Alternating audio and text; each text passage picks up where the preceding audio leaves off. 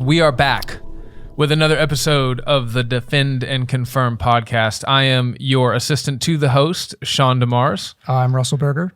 And you're the host. I guess that makes me the host. Yeah, that's right. I don't know how that works, but... Yeah, I am the Ryan to your Michael Scott. I think this is the third episode we've recorded in 2020 through 21. Let's just get that out of the way. A lot of our most faithful fans have been contacting us and saying, where have you guys been? Well, friends, listen, at the end of the day, I'm a full-time pastor. Russell, you've got a crazy life. You have a wife who's very ill that requires a lot of time. And so, we wish we could be the guys who faithfully knock out an episode every week, but we're struggling with that. So thanks for bearing with us. In the Lord's providence. Yeah. We are not talking about everything that happens every week. That's right. There may be a good reason for that. Yeah. I think usually whenever there's a delay, we end up being thankful that there was, and our stuff ends up being better for it. That's true. Yeah. Now, in our last episode, we began to critique critical race theory. We've already talked about what it is and where it came from. And in our last episode, we spent like an hour and change critiquing what we think is the heart of critical race theory. And we think that is the relationship between discrimination and disparities. Critical race theory says, no matter what, whenever you see any kind of racial disparity, it has to be because there has been some kind of racial discrimination, right? The question isn't, has racism taken place? It has. The question is, how has racism manifested itself in this situation? Yeah, the evidence of racism is the disparity itself. That's right. So listen, if you're tuning in for part 2 and you haven't watched part 1, go back, watch that. Russell, what did we talk about in that episode? Well, we kind of covered this ground. Yeah. We gave some basic logical tools for thinking through things like cause and effect. Yeah. And then we jumped into some of the main areas that really carry the water for the critical race theory camp in terms of proving this claim that all disparities are evidence of discrimination. Yeah.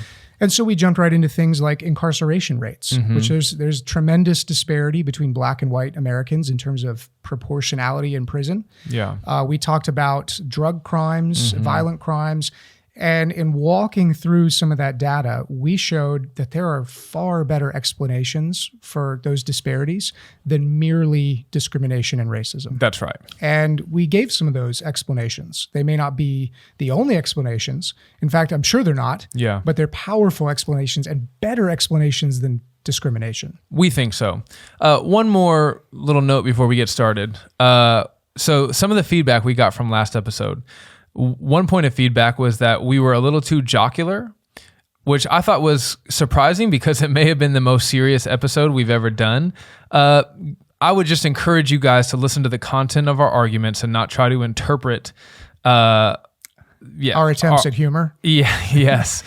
We think this is a very serious subject matter, but also we think that some of this stuff deserves to be mocked with an appropriate amount of godly sarcasm. Yeah, there's two sides to that. Some of the stuff that comes out of critical theory is just so foolish that you kind of have to mock it. You have to go prophetic on them. You really do. Yeah. The other side of this is that's our personality. Yeah. Neither one of us is a very serious person, and we like our bad jokes. Yeah. So if you found that to be the case in our last episode, I can almost guarantee it's the first episode of ours you've ever listened to. Yeah. Or you would know how chock full of bad off-color humor you would be getting out of a normal episode from us. That's right. Yeah. And so we're going to get back to serious, charitable, calming mode. Yes. Actually, one more thing. Yeah. Some people have responded to our last episode by slandering us. Yeah, that's true. Calling us white supremacists, trying to get us deplatformed. And you know what? Maybe it'll work. I don't know. Yeah.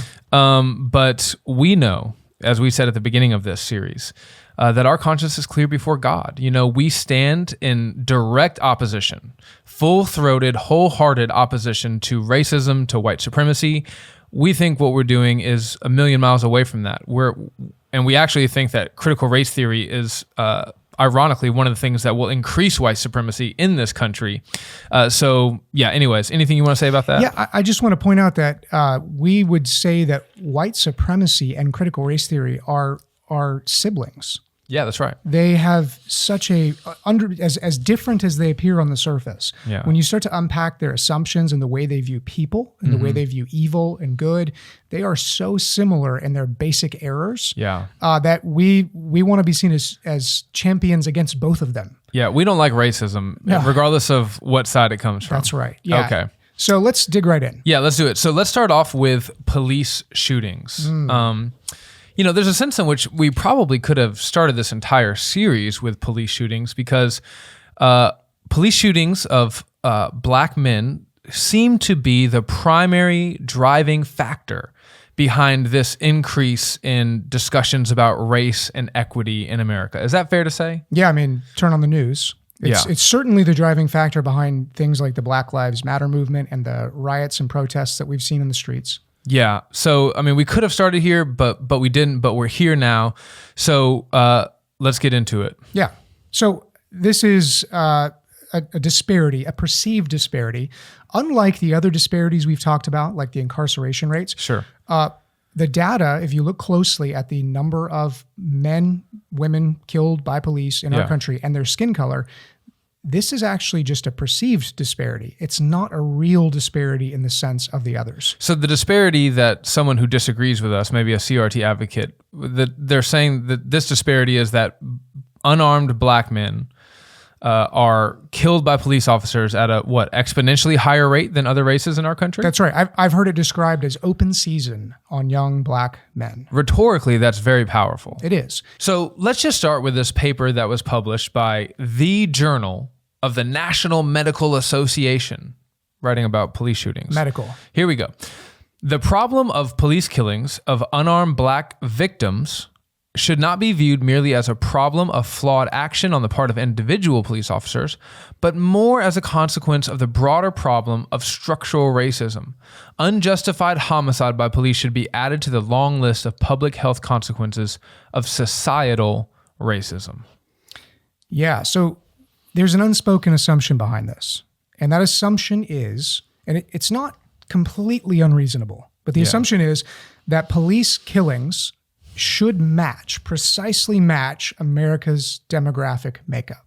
So if you have 50% white, 25% black, 10% Asian, 10% whatever, that you should expect to see that same breakdown in how many people are killed by police. That's right. Same racial breakdown. That's the assumption. Okay. Now, of course, you could always say, well, of course, we should see no one getting killed unjustly by the police. If even one, right? That's how the line goes. Right. And yet that's not what we see. We see a breakdown that's different than what we see in the demographics of our population. Okay, well, tell us about it. Well, so there's two assumptions here that we need to deal with, and we've kind of already dealt with this in the past episode. Number one is that Black Americans commit a disproportionate amount of violent crime. Mm-hmm.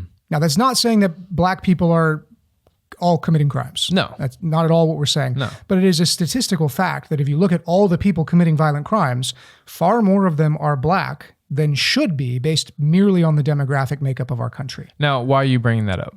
Well, I'm bringing that up because let's think about what a police shooting is. Mm-hmm. It's a violent encounter with law enforcement that ends very badly. Yeah. And 9 times out of 10, and I'm just making that up off the top of my head, those police shootings are not just out of the clear blue sky. Yeah. It's not that a police officer just walks up to a law-abiding citizen and shoots him in the back. Sure. There was some sort of violent struggle or altercation or perceived threat that is usually from dealing with a violent suspect or a violent offender. Yeah, this goes also into the unrecognized bias, which is something that people in the CRT world love to talk about.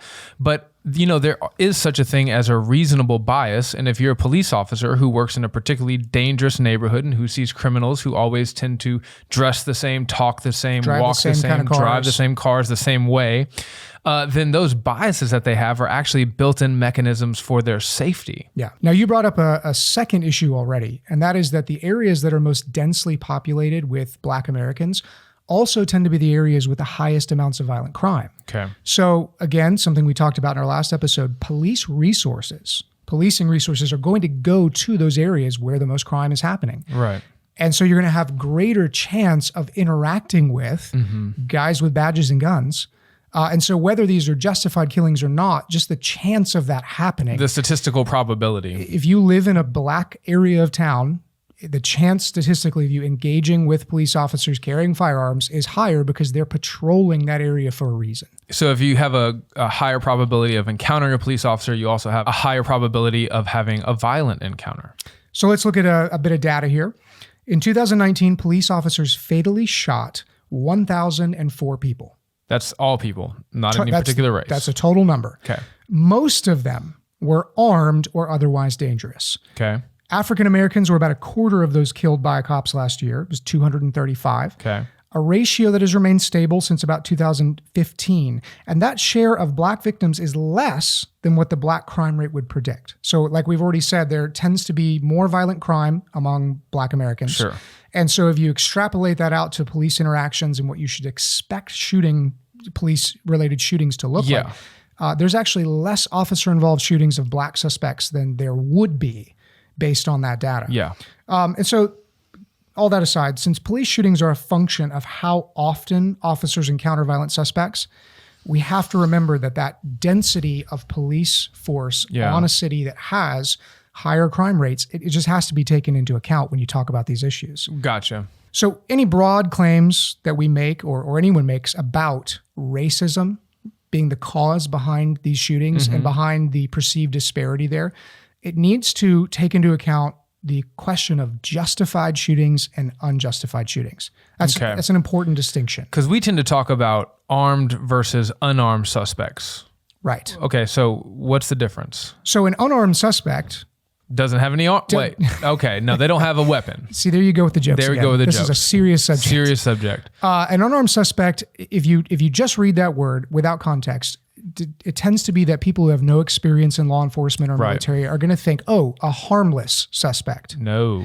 That is not the case. Anytime there's an encounter with a police officer carrying a gun, there is an armed encounter. Yeah. Unarmed suspects can be incredibly dangerous. They can take the cop's gun. Just put yourself in the shoes of a 5'4", 120-pound female police officer. And now imagine trying to restrain and control a 240-pound male who is intoxicated. Right. I mean, right there, you have an unarmed suspect who could easily take the life of that police officer by just exercising a little bit of his physical dominance over her. Sure.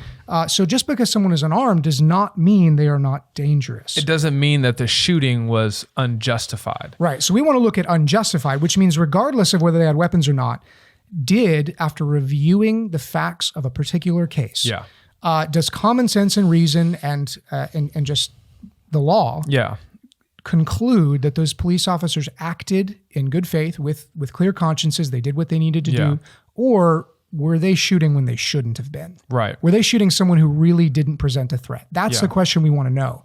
Because if it happens that you have, let's imagine for a second that all 1,004 of these shootings in 2019 were justified. Okay, well, the disparity shows that a slightly higher percentage of them were black than should be based on demographics. So we're right back to our first point, which is that basically that's a reflection of how there's higher crime rates within black communities. Sure. But if it turns out that all 235 of those black Americans killed were killed in unjustified shootings, well, now you have a really compelling argument that there's something discriminatory or racist in the guys pulling the trigger. Yeah. So before moving on from that, go can ahead. we just make an appeal to our Christian brothers and sisters? Guys, please do not offer up commentary on whether or not a killing was justified after watching a 5-second grainy video on whatever internet site you may be looking at. I mean, there are standard operating procedures for use of force that law enforcement have and that they employ for good reason. Yeah. And that's not to say that we can't ever look at something and render a good verdict on it, but we just want to say, don't be so quick to think that you understand the use of force dynamics in a particular situation and then run off to the internet to add fuel to the fire. Yeah, that's especially true for pastors who may find that they can really use a very small amount of data that they have no expertise in interpreting, like a video, to build a platform and to get a lot of people riled up behind them. When in reality, there's so much legal technicality and so many very difficult judgments made in situations like that it's always wiser to sit back and let due process do what it's supposed to do. And if you ever have any questions about that, I reached out to the chief of police in our city and asked him if he could come talk to our church about it during when things were really crazy, and he was happy to. Most police officers, if you say, hey, can you explain to me, can you help me understand this use of force stuff? They'd be happy to, because you know what? They do want you to be informed. They want you to see what they see so that you won't point the finger at them when they, when they're just doing their job. We're getting way off subject, but there's a great video out there of a journalist who was heavily critical of a police-involved shooting. And so the police officers at this department invited her to come, take some training, and then basically act as a police officer through some scenarios. Yeah. And she drew her pretend gun and fired blank rounds at an unarmed suspect within 10 seconds of her first encounter. So let's get back to our question of racism in police shootings. Yes. So we got 1,004 people killed in 2019 from police-involved shootings. 235 of them were black. We want to know about the unjustified and justified division there. Turns out it's really hard to find that data. Yeah, it's hard. Nobody's really keeping track of which officers were vindicated in which shootings. So let's just, for the sake of argument, let's just say, let's assume that every unarmed person was unjustifiably killed. It's a ridiculous assumption. It's gaining a lot, giving a lot of ground away. So we're just going to give that up. Let's just look at the data and assume that everyone who is unarmed was killed without justification. Before we give the number of unarmed black people who were shot by police officers in 2019, there's a video of a guy going around and asking random people how many people they thought were killed last year as unarmed black men by police officers. And the numbers were something like 300, 5,000. One guy said something like 10% of the population. Again, this is part of the narrative that it's open season on black men. These are genocide levels of numbers. Yes. Okay, so keep that in mind, right? The public thinks, 2%, 3%, 5% of the population being gunned down by police officers. The actual number, Russell, was? In 2019, 9 unarmed black people were shot dead by cops. Yeah. 19 unarmed white people shared the same fate. But if you adjust for population size... Yeah, it's still disproportionate. Okay. As we've talked about. So that means roughly twice as many white people were killed. Okay. But based on the number of black Americans in our population, it's still disproportionate. We've already talked about why that is in terms of police interaction in high crime areas. However, it's not as disproportionate as you might believe, though. Yeah, and keep in mind, there's still justifiable reasons to shoot an unarmed suspect. Right. And so it's really hard for us to draw any firm conclusions from this. But as we pointed out at length, for multiple reasons, of both for the higher rates of violent crime among black Americans and the places they tend to live, which tend to have higher crime rates and therefore more police interaction, this is exactly what we would expect to see in an unbiased, generally racially discriminatory free police system. Yeah. And now there have been studies done on this exact question. So there's one from Harvard economist Roland Fryer. But he's white, though. He's maybe white on the inside. Okay. He's definitely black. So he's black, but he's internalized the oppression of his oppressors. Here we go, getting sarcastic again. Okay, sorry. No, but in all seriousness, this is an economist. He's a black man at Harvard, which is significant in itself. Yep. And then he says this. He says, from a study done of 2016 data, that the police are more likely to shoot white suspects than black suspects if there is any racial bias in shootings at all. He later amended the study to go back and say there's no racial bias either way. Sure. But that's a small concession. This completely flies in the face of the common mantra that we hear, that it is open season on black males and that police are just killing black teenagers and black men left and right. The same study did point out that police officers are a little more likely to go hands-on with African-American suspects than they would be with white suspects. But again, and I know our listeners are probably tired of hearing us repeat ourselves, but it makes sense that a police officer would be more likely to go hands-on in an environment where there's more violent crime. That's right. Okay. Another study found that among a sample of 2,699 fatal police killings, this was between 2013 and 2015, the odds of a black suspect being killed by a black officer were consistently greater than the odds of a black suspect being killed by a white officer. So there again, this is just demonstrating the complexity of understanding social phenomena like this and trying to explain it with very simple cookie cutter answers like white supremacy. Yeah. Because all this data contradicts that. You can't call it white supremacy when black police officers are more likely to kill black suspects? Well, you can. Oh, sure, you can. It just takes a whole lot of logical, incoherent leaps to get there. Yeah. And that really just comes down to how emotionally committed are you to an idea? How unwilling are you to take in new information and change your ideas when it contradicts a narrative that you happen to like? Before moving on, Russell, are we apologists for the police? Not at all. In fact, if this was a different type of podcast, I would have a lot of very critical things to say about our entire legal system. Yeah, that's right. So we're not trying to defend all police officers everywhere. Russell, do you have like a Blue Lives Matter sticker on your car somewhere? I do not. No. We do love and support all of our good police officers. We pray for them. We ask God to give them wisdom to do the very difficult job that they've been called to. And we couldn't even imagine trying to do what they do, especially in this climate. Nevertheless, we are not defenders of all police everywhere. Yeah. Yeah. Okay, moving on. Socioeconomic disparities. Yeah, big gear shift here. Yeah. So we're leaving criminal justice. Yeah. We're moving into one of the other areas where we tend to hear a lot of evidence that there is systemic racism, and this is without question, it is the disparities in terms of wealth gap and socioeconomic status. That's the main thing you'll hear, wealth gap. Wealth gap, that are the evidence of that racism. So here's an example. According to the Center for American Progress, as of 2016, the median wealth for non-retired black households above age 25, so between 25 and maybe 65, okay, was $13,460 compared with $142,000 for whites. That is a pretty big wealth gap. That's an enormous gap. Now, the argument from CRT and those who may be influenced by it unwittingly is that there's no way that this is not caused by systemic or structural racism. Right. Okay. Yeah, one author puts it this way: centuries of racism and discrimination mean that this divide is a great deal wider for black households that are denied the access to the opportunities and resources available to white households. To take this wealth gap beyond current issues of discrimination and rooting it all the way back in slavery, Ta-Nehisi Coates says this in The Atlantic. Nearly 1/4 of all white Southerners owned slaves, and upon their backs, the economic basis of America and much of the Atlantic world was erected. The wealth gap therefore puts a number on something we feel but cannot say, that American prosperity was ill-gotten. So the collective black conscience of America feels like oppression is the thing that's holding us down. But how can we articulate that? Well, all you have to do is look at the numbers. Yeah.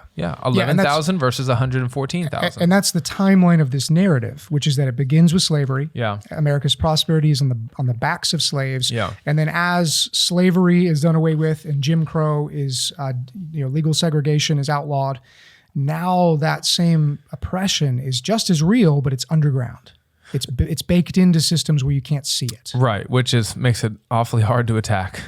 Russell, are you saying that slavery has no impact on the black economic experience in America today? That would be a foolish thing to say. Okay. Yeah, it's just sort of a self-evident truth that past events have domino-like consequences on future states. Yeah. Of course. I talk about it like a rock being cast into a pond, right? The ripples may get smaller the further out you go, but the ripples are still there. That's right. Okay. So yeah, of course, slavery in America's past, chattel slavery and Jim Crow laws, which legally barred black Americans from having the opportunities to create wealth, start businesses, vote, all these sorts of things. Of course, that had an impact on their economic progress and success. Yeah. The question is that why we still see wealth gaps today? Yes. Yes, that's the question, or you're saying yes, that is? Yes. So we would say let's look at some counterpoints and let's find out if the data we have supports that view. Yeah, this is going back to our correlation causation. We're looking for some piece of data that would make that assumption almost entirely untenable. All right, so here's a counterpoint. If slavery was truly what drove the economic success of America, you would expect to see in the places that practiced slavery, the South, greater economic success and benefit from that practice than you would in places that didn't practice slavery, like the North. Right. But that's not what happened. Yeah, it's exactly the opposite. So Yeah. the South, despite having tremendous natural resources and tons of free labor through chattel slavery to produce those resources, has been basically the poorest and most backward region of the country, to quote Thomas Sowell. Yeah. And so we don't see the connection between enslaving people and economic prosperity that some of these authors suggest we should see. That's not to say that we don't think slavery and wealth are completely disconnected, but we just don't think that argument is up to snuff. That's right. Well, I would say that slavery was sustained in the South because of economic greed. Yeah. It just also happened to be a very poor long-term economic program to build your states on. Yeah. It might surprise some people, but capitalism would say that it's very counterintuitive, but it's true that to have forced free labor is actually a very unproductive way to acquire more capital. That's right. There's a very good counterexample in the same vein here with Singapore. Have you been to Singapore? Never been. Okay. So Singapore was raided by Portugal in the 17th century. Yeah. It was colonized by Britain in the 19th century. Yeah. These are people who have basically been under the thumb of European powers and enslaved by these European powers for centuries. Yeah. And Singapore today is wealthier than both Portugal and Britain in terms of median wealth per adult. Okay. So this idea that slavery is the wealth and economic success that you get from it is just, it's obvious. Yeah. It's not so obvious. Yeah, it's almost like the argument is almost that if you've ever been under slavery, you can never quite regain your economic footing. And we just know from various data points all across the world from people who have gone through very similar things that that's not quite true. That's right. Okay. Now, the second point we need to make here is the timeline point. We made the similar point in our last episode. So again, if you haven't listened to that one or watched that one, go back and do so. But basically, it's this. If the wealth disparities that we see today are truly the result of historic injustices that came in the form of slavery and Jim Crow in the past, then we should see those disparities shrinking the farther we get away from those laws and institutions. And yet we see virtually the opposite. Yeah.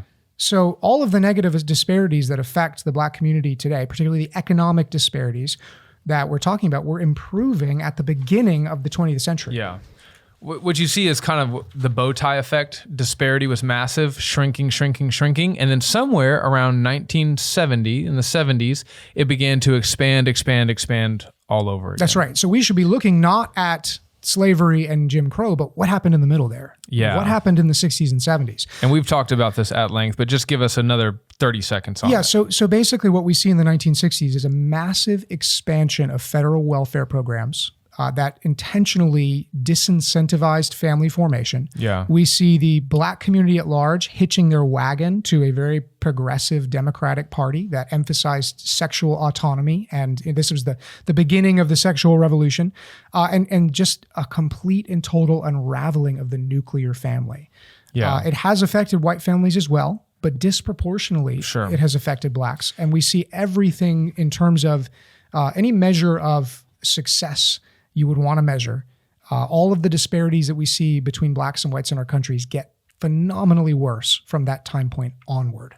Yeah, real quick, this isn't in the notes, but I was having a conversation with a brother about this recently, and he made a really good point. He said, have you read the book When Helping Hurts? I haven't, but you've recommended it. Yeah, it's about, missionaries who go to the mission field and they desire to, do good to the poor, right? Serve the poor, love them, help them, and give them the gospel. And the whole argument of this book is basically missionaries go in there with a bunch of good intentions and they really do a lot of economic damage. You ship 30,000 t-shirts to, some poor country in Africa thinking you're helping. Well, guess what? You just shut down the entire textile industry there. Yeah.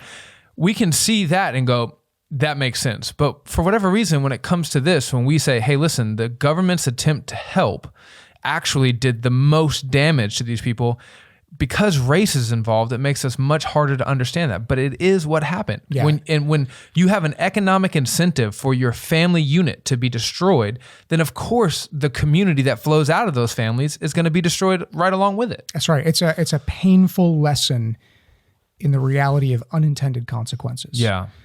So back to what we were saying, though, the economic status of the black family before the 70s was much improved. Yeah. Improving. So you have black families doing better, poverty going down, 1960s, 70s come, and now suddenly poverty is skyrocketing, and you have all these issues within the black family. The common claim that this is the result of racism is also refuted by statistical data. Okay. So national surveys that have been conducted since the 1940s to the present have found incredible declines in racist and prejudicial attitudes among whites. Even more current studies that have looked at implicit biases among whites have found that they're at record low levels. Yeah. And so if racist attitudes are becoming less and less common, if implicit bias is less and less common, and yet the wealth gap is growing and we're pointing fingers at it and saying racism, it doesn't make sense. The data doesn't match the narrative. Yeah, you would expect them to trend together, that the correlation would be very strong, not moving in completely opposite directions. Okay, counterpoint number 3. Let me state it and then you take it. Go. Wealth by transfer has decreased significantly during the last few decades. So, dad dies, leaves you a certain amount of money, right? You would expect that as the community gets better, that sort of thing would happen more often. Yeah, and this understanding of the way wealth is acquired is very narrow. It's not particularly realistic. And it sort of assumes that the vast majority of wealthy white people are only wealthy because they got a bunch of slave money from their great-great-great-grandparents, right, which was stolen from black families. Sure. And that's just not the way wealth works. So this is really, I think this reflects a Marxist understanding of society and what Marx called conflict theory. Limited pot of resources. Yeah. We're all going to fight to get what we can. There's this little pie, and kind of like the Hungry Hungry Hippos game. Yeah. If I can get more of it than you and just keep it like a fixed finite resource and give it to my grandkids, you'll never get it. Right. And if I have it, that means you don't have it. Yeah. That's not the way wealth works. You can actually... In a communist society, it may be. That's true. Yeah. In a free market, which we've been since America was founded, relatively free economically, wealth can be created. Mm-hmm. You can make the pie bigger. Yeah. So first off, I think there's some economic misunderstandings behind this objection. But all that aside, wealth transfer, the idea that I get rich because my grandparents give me money, has actually decreased significantly in the last few decades, while the wealth gap has expanded. So fewer households receive a transfer of wealth today than they did 30 years ago from grandparents and great-grandparents. And that wealth is significantly less in value. Some of that's due to inflation. Sure. But if it was true that the legacy of slavery was the cause of all this disparity, once again, we should see it decreasing. Instead, we see the opposite. Okay. Next one. Yeah, counterpoint. The theory of historical racism can't explain wealth disparities between groups of the same race.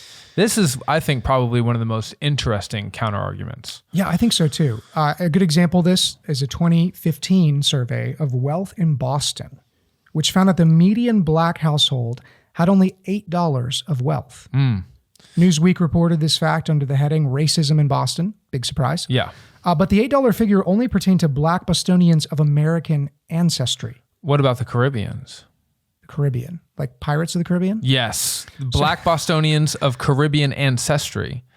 Yeah, so if you look at black Bostonians of Caribbean ancestry... Oh, did I say it? Oh. I think it's like... I think we should keep that in there. I think it's like Augustine. You just pick one and go with it. Okay, yeah. So black Bostonians of Caribbean ancestry had $12,000 of wealth on average. Yeah. And so despite having identical rates of college graduation, only slightly higher incomes from the jobs that they worked, and having the same skin color in the same city, there's an enormous wealth gap. Can I just explain to our viewers and listeners why this is so important? Please do.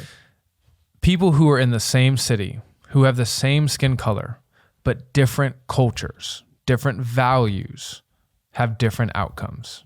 I think this is the heart of the argument that we're trying to make, encapsulated in this tiny little study. Yeah. So one counter argument you might get to this is, well, look at Black Americans. Black Americans in Boston have lived through traumatic experiences from slavery to Jim Crow for decades. They have this trauma in their past that's affected their ability to earn an income and accrue wealth that immigrants from the Caribbean don't have. Except that they were oppressed, they were enslaved, and Yeah, you got me there.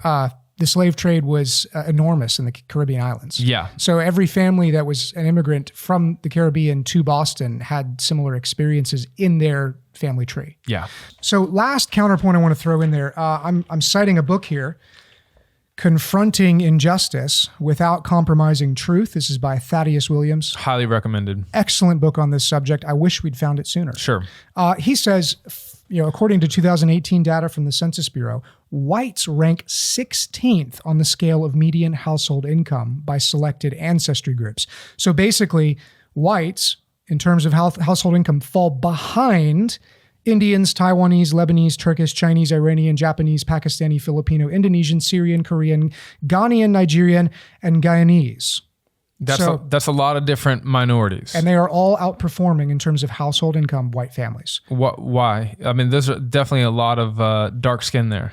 Yeah. So again, if this is all just white supremacy and that explains the wealth gap between blacks and whites, it's a very ineffective white supremacy. Yeah. And I think there are better explanations. Sure.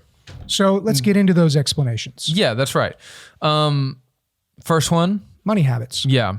So according to the State of Working America, black people spend 4% more money annually than any other race, despite the fact that they are the least represented race and the race that lives in poverty at the highest rate. Break that down for us, Russell. So collectively, on average, blacks in America have the highest poverty rates, and they're spending way more money than everyone else. Which you would expect that they'd be saving more money, but they're actually spending more. Yeah. So this is a behavioral pattern that economists can track.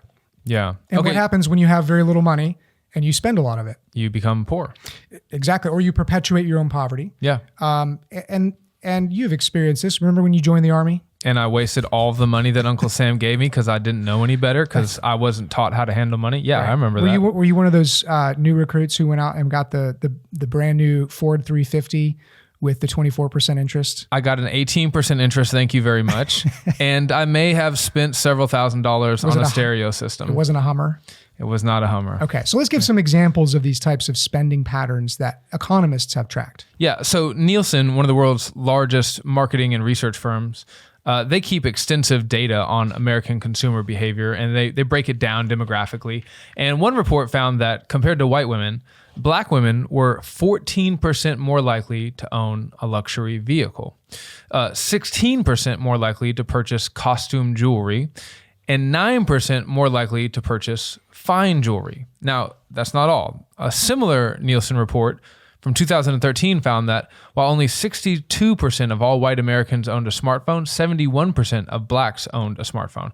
Moreover, all of these spending differences were unconditional on wealth and income. And that's the key. It is. And that shows us that this is a cultural habit and one that is probably not wise given the income state of the families that we're talking about here. Sure. Yeah. Another example, according to Target Market, a company that tracks black consumer spending, blacks spend a significant amount of their income on depreciable products. What's depreciable mean? Yeah, you buy a new car for $20,000, you drive off the lot, it's immediately worth $17,000. Yeah, it drops in value. iPhones don't grow in value, they only drop. Right. Clothing, those sorts of things. So when you look at black families not really being able to pass on wealth, it might have more to do with the fact that they're not spending their money on things that can actually accrue wealth. That's right. Okay. Another example? Blacks make up only 12% of the U.S. population, yet they account for 30% of the country's Scotch consumption. Good choice. Are you a fan of Scotch? I'm not. Detroit, 80% black, is the world's #1 market for cognac, past the Courvoisier. Detroit is also the #1 crime city in America. So these are all the things we've been talking about rolled up into one city. Yeah. Let's just go to Detroit and do our podcast there. Yeah. Get on the ground. Okay. But this is a very important point, which is that this is there's no one simple explanation for the disparities that we're seeing. Yeah. It is a net or a web of cultural problems and cultural influences that all connect. According to published reports from Ariel Mutual Funds and Charles Schwab in 2003, it said that when comparing households where black and whites, now listen, this is the important part, comparing black and whites who had roughly the same household income. I make $50,000, you make $48,000. Whites save nearly 20% more each month for retirement. Okay. So, Russell, any one of these is not a very significant argument, right? But when you wrap all these examples up, you can see that the money habits of Black Americans in general do not lend themselves to wealth attainment, wealth accrual, wealth, help me with more adjectives or verbs. Passing on your wealth to your children. Yeah, that's right. Wealth inheritance. Yeah. So this is one of those difficult areas where, it would be nice if we could say, everyone spends money with equal wisdom. Everyone is equally careful and everyone is equally shows good stewardship with their resources. We know that's not true. Yeah. But it also happens that there's a tendency among racial groups, not just individuals, but actual groups of people to spend their money differently. And now that's not just true of Blacks and whites. Yeah, I was going to say, but even before you say, well, are you just saying that Black people don't know how to save money? Sure. Well, look at the example we gave of Black Caribbeans not long ago. They were doing just fine saving their money. That's right. So what we have here is an arrow pointing us, all of the evidence is driving us towards cultural factors deeper than race that have led to this wealth gap and have sustained the wealth gap and increased the wealth gap as the Black family has deteriorated. There's a reason why Jewish Americans and Asian Americans tend to have more money than white Americans. And it's the same reason why Black Americans tend to have less money than white Americans. Yeah, and what you're going to find, let's go back to the false dilemma that we talked about in our last episode, which is the most common response to things like this, which is that you guys are racist.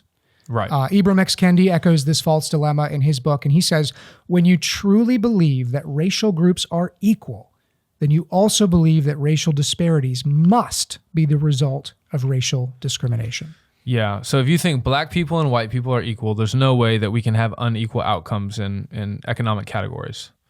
Well, that's just, actually, we would just say, no, I can believe that. Of course, Black people and white people, and throw in any other race, we are all equal in the sight of God. We are created in his image and likeness. We have inherent value, dignity, and worth. And we deserve equal protection under the law. That's right. But that does not mean that our cultural values are all equal. That's right. So the friends that I had growing up in East Tennessee, who had trailers and kids out of wedlock and usually shipped their kids off to be raised by a grandmother because one of the parents in the home was in rehab, right, and spent way too much of their money on foolish things when they had it. Those are cultural values that I, by God's grace, don't share. And I would say that culture, despite us having the same skin color, that's a negative cultural value, and it has led to a lot of poverty in that area. We could say the same thing about Black Americans in cities like Boston or Detroit that we've talked about. Now, can I just share with you something I'm super encouraged by? I have a ton of Black friends, which is what the racist says, but it's really true.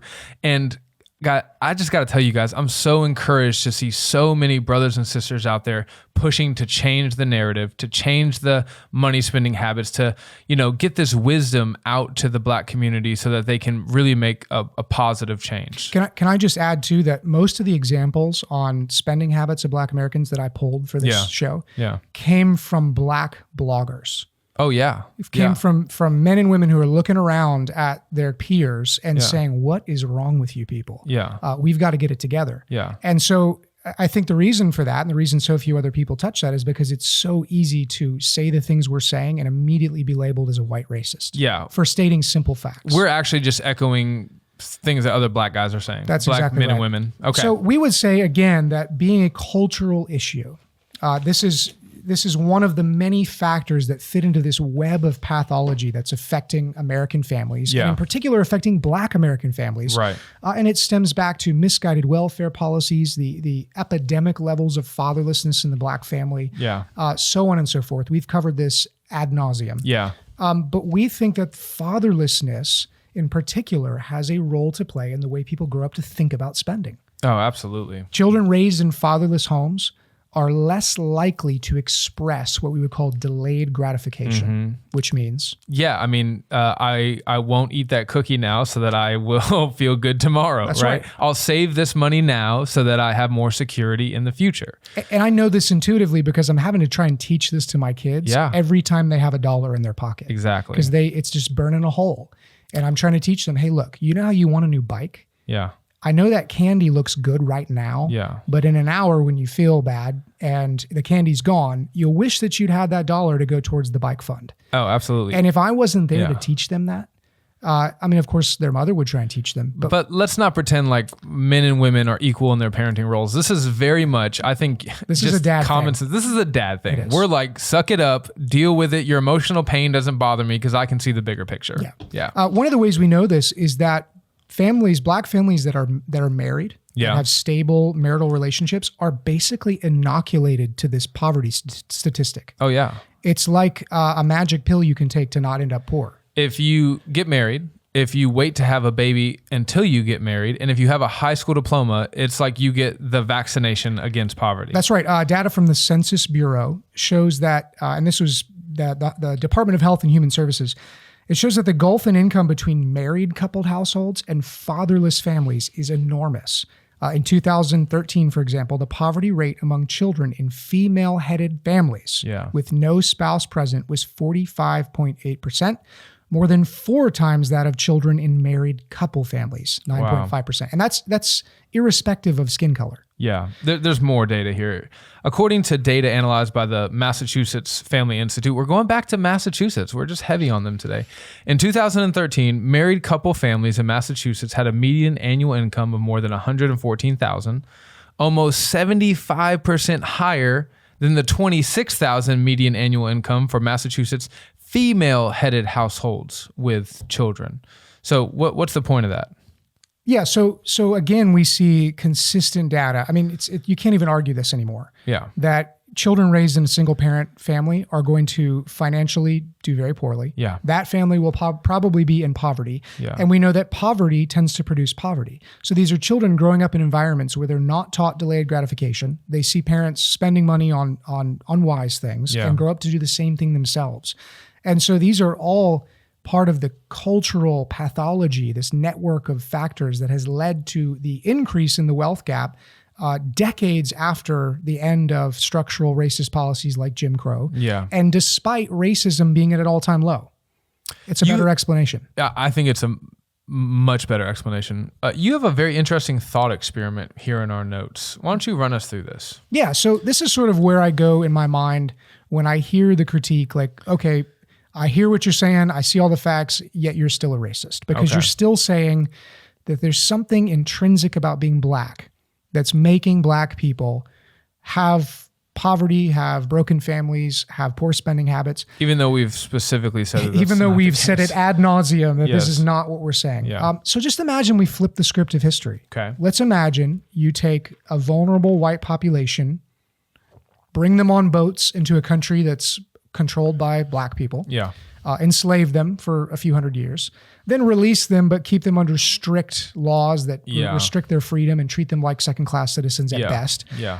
And then free them from those things and introduce the same misguided welfare policies and programs to the white population that we did in the 1960s and 70s to our Black population, that disincentivize nuclear family formation and marriage, that incentivize and sort of encourage this sexual revolution ideology, the feminism of the 1970s. Watch what happens. If we could go just flip the script and create a little, parallel universe, you would see bizarro world. You would see the same types of disparities among white people. You'd see them filling prisons. You would see them committing higher levels of violent crime, getting shot by police, more than they should be based on their demographic. You would see them with enormous wealth gaps. So in the end, skin color is just a correlate. Yeah. It's just the reason that we see skin color, these disparities line up with skin color, is because our policies and programs and political activism has all been aimed at skin color. And so it's created disparities along those lines. Yeah. Well, here's another possible CRT response. How can you discount the experience of African Americans, the vast majority of which believe racism is a major cause of disparity in our country? So isn't it, Russell, the height of hubris for you and Sean and even other Blacks to sit there and say that this isn't a problem when there are millions of people saying it is a problem, listen to me? Yeah, this is a response that you will encounter in talking to critical race theorists, sort of as like the stopgap. It's like the last It's the last thing that they're going to throw out before the conversation's over. Yeah, I recently saw a pastor share something where he said, women have been trying to tell you for a long time now that the patriarchy is a problem. Will you listen? Yeah. Minorities have been trying to tell you that white supremacy is a problem. Will you listen? That tweet just encapsulates what we're saying right now. Well, it's linked closely to standpoint epistemology. Standpoint theory. That again. I'm not going to rehash it here because we have a whole episode on it. Go back and find it. Yeah. But basically, the idea here is that oppressed people, and I'm using air quotes for a reason because you don't have to prove that you're oppressed. You just have to claim it. Right. Oppressed people have an epistemic advantage, meaning they can know things. They can know things you can't know, or even if you can know it, they know it first. They know it better. They see it more clearly. Yeah. And so, if as a white person I claim something about their situation that disagrees with them, so let's say, for example, I'm disagreeing with the fact that they're oppressed. Well, their system of knowledge, the way they view reality, the way they understand the world, says that by definition, I'm wrong and they're right because they've identified as the oppressed class. Yeah, when in reality, we know that our experiences can actually lead to as much delusion as they can truth. That's exactly right. So while there's a little bit of truth that sort of you can see in standpoint epistemology, if you stand back and squint your eyes. It makes a lot of sense if you don't stop and think about it. That's right. Yeah, our experiences give us knowledge of situations more so than somebody who hasn't experienced something. Well, that's not really what standpoint epistemology is doing. What standpoint epistemology is doing is it's creating sort of a fence around the truth, and it's saying, oh, you're white, you're on that side. Mm-hmm. I'm black, I'm on this side. By default, my interpretation of reality should be trusted and yours should be rejected where we disagree. We said we weren't going to do it, but we did it anyways. We did it. Now, there's one more response to this that I feel like we should bring up. Really, Thaddeus Williams does a good job talking about this in his book, but he talks about reverse cognitive behavioral therapy. It's a really interesting point that he makes. Can you just elaborate on that a little? Yeah, but so cognitive therapy is a way to help people get over intense fears. Yeah. So you might slowly introduce somebody to a little bit of the thing they're afraid of, and then a little more and a little more until eventually it doesn't bother them anymore. You're decreasing their sensitivity. That's right. The other side of this, the reversal, is the sort of thing we see with critical race theory, where our culture and our media presents racism as this enormous threat that's behind every bush, behind every tree, and every shadow. And as we say that over and over again, we're sensitizing people to look for it everywhere, and because all it takes is a little clever thinking to see it in everything. Yeah, that's right. And so it's no surprise at all that there's an enormous amount of Black Americans and white Americans who do think that racism is the explanation behind all of these disparities. If I tell you that racism is everywhere and you're Black, and you have an encounter with a white person one day that doesn't go as smoothly as you think it should, it'll be real easy to assume that racism is the cause. I think we can demonstrate this with data as well. Okay. So a 2001 Gallup poll, 2001. Yeah. I if our listeners have begun to phase out at this point, if our viewers have been doing something else on the internet, I really want them to pay attention. Pay attention to this. This is a hugely important piece of data that I've not heard anyone else talk about. A 2001 Gallup poll found that 70% of Blacks said that race relations between whites and Blacks were very good or somewhat good. 70%. In 2020. So 19 years later. 19 years later. 19 years of decreasing racial animus, less implicit bias, less racism. Yes. 2020, that number had plummeted to 36% of Black Americans who would say that race relations between whites and Blacks was very good or somewhat good. That is incredible. So here we see, again, for no obvious reason, the perception that racism is an enormous problem is an enormous perception after, 2 decades? Yeah. That's all it took. Yeah. And so here we see, a Pew survey, 2020, found that 44% of Americans now say that it is a lot more difficult to be a Black person in the U.S. than it is to be a white person, while 32% say it is a little more difficult, and 23% say it's no more difficult at all. The share saying it is a lot more difficult to be Black than white is now 9 percentage points higher than it was in the summer of 2016. Okay, help my brain. You just did a lot of statistics. That's okay. So what are we talking about here? 6 years? Yeah. In 6 years, we've seen a 9-point percentage jump in people who say it's really hard to be Black in America. Wow. Did anything between 2016 and 21? Yeah. I don't even know what year we're in. Yeah.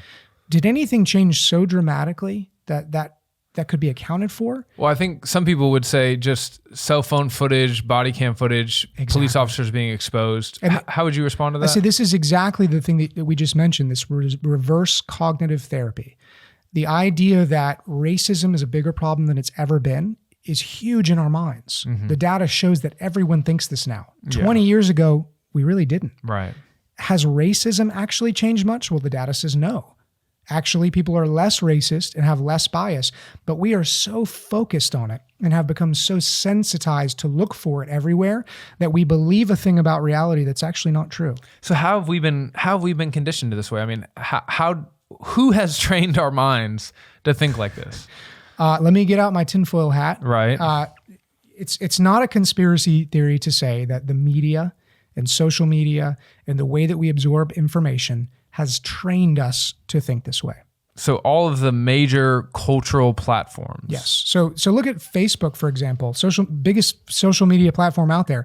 They actually deleted a post by Candace Owens, a conservative commentator, for African-American. Yeah, about Black woman, for posting something that basically demonstrated a connection between leftist liberal welfare policies and fatherless homes in the Black community. So the same stuff that we're talking about on this show, Facebook deleted it. Yeah. Which, if we were more popular, they'd probably delete our episode too. Thank God no one cares what we have That's to right. say. But the point is that we've been culturally conditioned to see a thing everywhere that is, we would argue, not really there. Yeah. And that's creating enormous division and disunity over nothing. And now the other thing that I would say here too, the idea that we're questioning Black voices. Mm-hmm. I don't think that's entirely true. Okay. Thaddeus Williams, in the book we keep referencing, makes an excellent point that the vast majority of the academics and thinkers behind the critical race theory movement have been white feminist women. That's true. So let's just go down the list here. 3 basic terms: whiteness, white privilege, and white fragility. Guess what? They were all popularized and crafted by white liberal women. Yeah. So Judith Katz, Peggy McIntosh, Robin DiAngelo. The idea that racism is not the hatred of another person because of their skin color, but is this thing, prejudice plus power, this redefinition of racism for the critical race theory lens. That was produced by a white liberal sociologist named Patricia Biddle-Padva. Yeah. So that critique, it almost sounds to me like when people talk about Christianity as the white man's religion. It's like you don't understand where Christianity came from or where it was developed and who the early church fathers were. In the same way, we're not pushing back against Black voices, but really we're not trying to push back against any particular ethnic voice, white voice, Black voice, Indian voice. I don't care. We just want to promote what we think is true because we think that the voice that is winning the day at this moment, that is speaking the loudest, is doing tremendous damage to our country, but most importantly, to the church. Yeah, and to the country. Let's look at the example of shootings. Okay. So what happens when the vast majority of people in our country think that it's open season on Black men and they're being shot left and right by police? Yeah, I mean, a bunch of bad things are going to happen. There's going to probably be more bad police encounters between African Americans and police officers Without a doubt. There's higher levels of anxiety and tension. There's going to be less trust of police officers. Well, then look at the defunding of the police. Yeah. So you have cities like Minneapolis and Portland who have defunded their police based on this narrative. And what did we see immediately afterward? Higher crime rates. Incredible jumps in the rate of violent crime. Yeah. So the people that you are ostensibly trying to protect from this police vendetta against Blacks, you're actually causing them more harm by removing law and order from the cities that they live in. And many of these same cities, it's not very publicized, but are trying to turn those policies around and give funding back where it should go. That's right. And that's just one of many examples of the types of fruit that CRT has produced. And we care about these issues enough to want to address them with truth so that we don't make the fire burn hotter and brighter. We actually put it out. Yeah, we actually want to put the fire out, but in order to do that, we have to understand where it's coming from. Yeah, and that means acknowledging that racism is real, that racial prejudice is real, acknowledging that history has shown decades and centuries of evil and wicked things done to minorities in our country and around the world. But also being really honest about facts in the present. Yeah. And not becoming emotionally attached to any sort of cause that may make us feel really good and involved in something. And like we're participating in justice being done, but in reality is actually making the problem worse. Yeah. Before closing, if you've made it to the end of this very long episode, Good for you. Good for you, first of all. Second of all, would you pray for us? Russell, would you say that would it be fair to say that since we've started down this critical theory trail that we've experienced more spiritual warfare? Oh, without a doubt. Yeah. And more accusations of being a white supremacist. I think that's part of it, I mean, right? we literally have people emailing the production company that has worked with us, telling them to drop us for being evil white supremacists. Yeah. Book burning, the modern version of book burning. That's right. And, guys, believe it or not, Russell and I don't love drama. We are not seeking conflict. We don't want people to hate us and think that we're racist. We don't enjoy this. We want to do what Scripture tells us and try to live a peaceful, quiet lives, working with our hands, loving our families, serving our churches. Nevertheless, we feel like men who have been called to defend and confirm the gospel, that we must address these things in this particular cultural moment. That's right. So please pray for us, and thank you for listening. If you haven't subscribed to us on YouTube, please do so. Follow us on Facebook and Twitter, Instagram. You can catch our podcast, if you like audio only, on iTunes, on Spotify, and Alexa, Amazon. Yeah, everywhere where super awesome podcasts can be found. That's right. Yeah. So thank you for all our listeners, and particularly our international listeners. Yeah. We have a lot of fans in New Zealand and Iceland and Scandinavia. You know how I know this? Because they're white? No, because there's, partly that. Okay. I know it because if you look at the stats for our podcast, we're like number 200 in New Zealand. Hey, we're on our way, man. Watch out, Rojogan. 5,000 in the U.S., but I said Rojogan. Nobody laughed. It's okay. Signing off, I'm Sean. I'm Russell. Goodbye.